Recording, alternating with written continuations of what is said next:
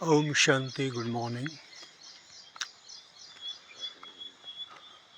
हम सभी जान रहे हैं, हम सभी देखते भी हैं कि आज न सिर्फ भारतवर्ष में बल्कि पूरी दुनिया में जो हमारे युवा हैं स्कूल कॉलेज में पढ़ने वाले, उनका हाल बहुत बुरा है। व्यसनों के कारण, हर प्रकार के व्यसनों के कारण उन लोगों ने अपनी ज़िंदगी बर्बाद कर ली है। और यह स्वाभाविक है कि जब उनकी अपनी ज़िंदगी बर्बाद होती है तो उनके परिवार की ज़िंदगी बर्बाद होती है और इसके साथ साथ समाज की भी ज़िंदगी बर्बाद हो जाती है। व्यसनों ने पूरी तरह से उनकी खुशी, शांति, हर चीज़ को निगल लिया है। और घर परिवार वाले और सभी लोग लाख प्रयत्न करके भी उन युवाओं को व्यसनों से दूर नहीं कर पाते, निकाल नहीं पाते। यह भी सच है कि हमारे पास एक से एक बड़े बड़े मोटिवेटर हैं, वक्ता हैं, जो बहुत सारी बातें युवाओं को बतलाते हैं कि इससे मुक्त हो जाओ, इससे बाहर निकलो। मगर देखा गया है कि वांछित सफलता मिलती नहीं और ज़िंदगी एक एक करके ख़राब होती चली जाती है, सब कुछ बर्बाद होता चला जाता है। तो अब प्रश्न यह है कि क्या हमारे ये युवा इसी तरीके से मिट जाने के लिए बने हैं?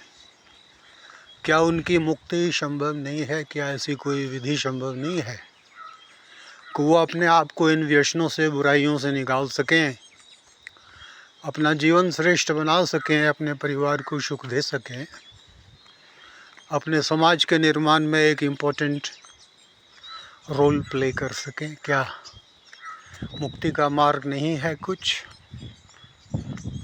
उत्तर है कि नहीं, मुक्ति का मार्ग है, बिल्कुल है। इन सभी युवाओं को यह समझाना पड़ेगा कि ये कौन है, ये कोई साधारण लोग नहीं है। इनको इनके मूल के बारे में, इनके रूट के बारे में, इनके ओरिजिन के बारे में, इनकी हैसियत के बारे में इनको बताना पड़ेगा।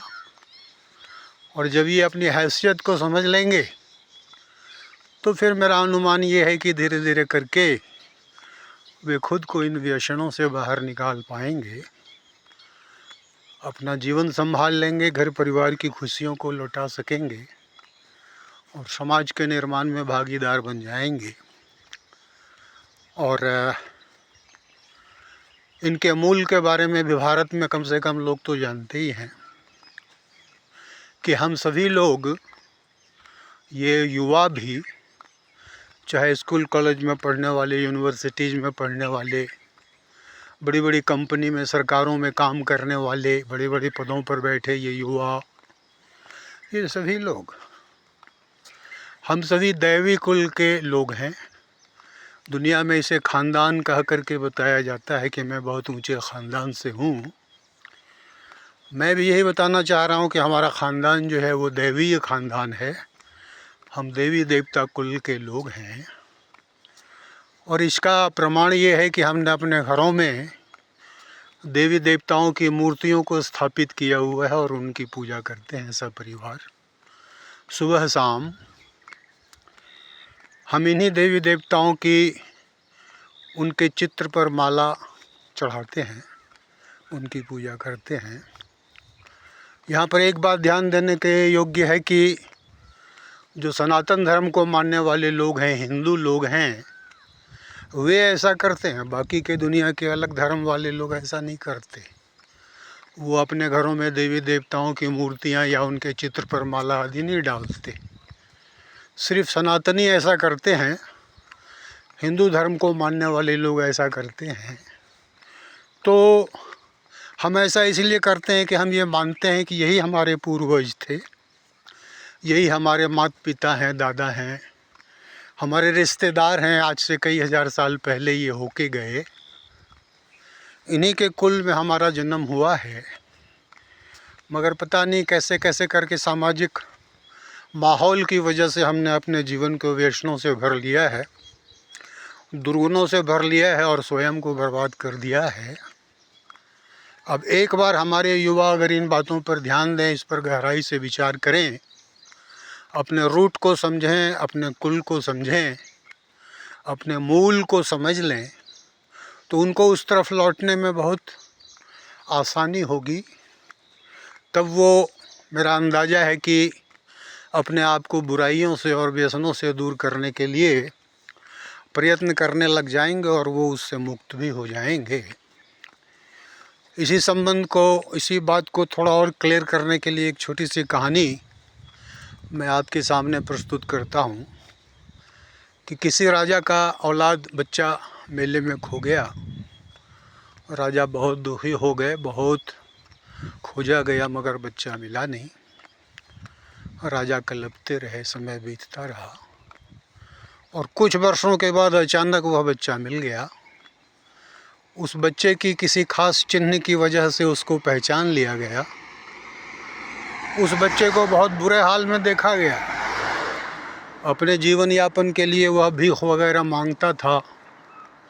जहाँ जैसा अवसर मिले कुछ कुछ काम करके वो अपना जीवन निर्वाह कर रहा था।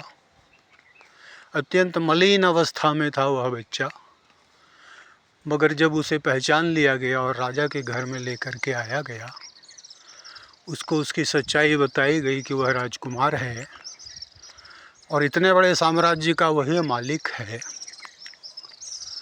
तो कुछ ही दिनों में, कुछ ही पल में उस बच्चे का आचरण अब पूरी तरह से बदल गया। उसका व्यवहार और आचरण राजसी हो गया और सब कुछ ठीक ठाक हो गया।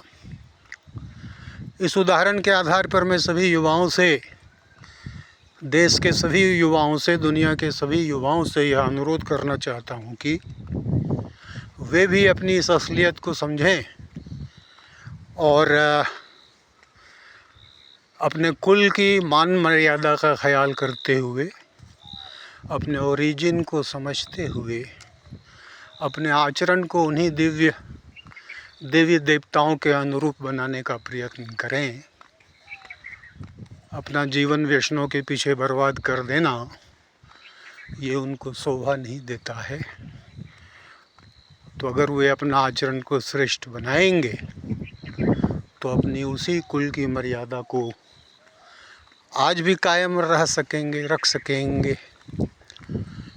हम सभी ने कई बार सुना है कि इस समाज में, इस दुनिया में ऐसे बहुत सारे लोग हैं जिनके बारे में कहा जाता है कि भाई यह तो देवता समान है।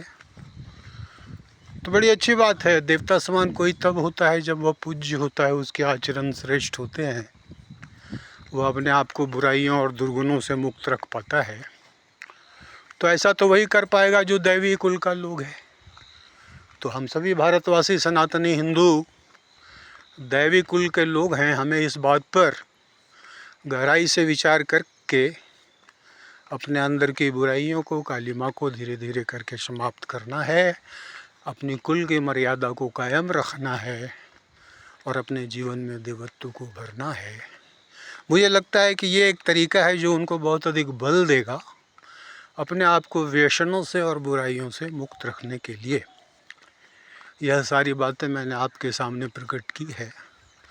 आप भी इस पर विचार कीजिए और देखिए कि क्या इस विधि से हम अपने पथभ्रष्ट युवाओं को एक बार फिर से अच्छे मार्ग पर अथवा सद्मार्ग पर मोड़ सकते हैं या नहीं मोड़ सकते हैं। इन्हीं शुभकामनाओं के साथ धन्यवाद। Good morning.